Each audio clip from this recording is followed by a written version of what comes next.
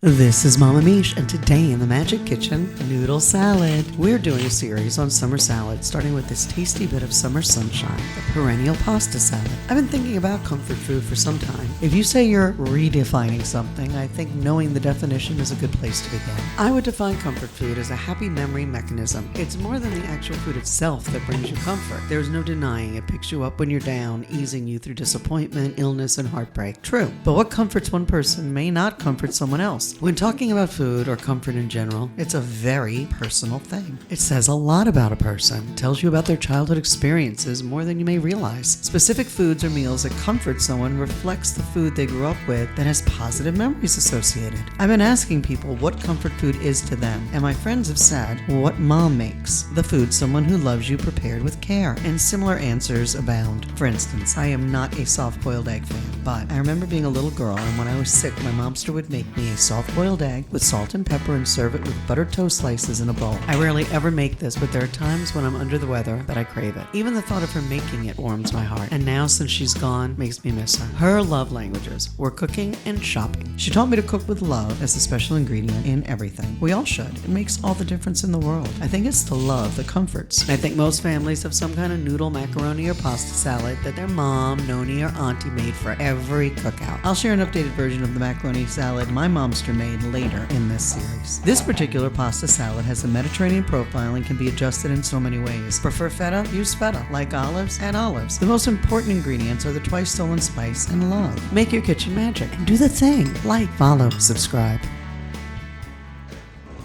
This does not suck. Yum, yum. Good stuff, honey.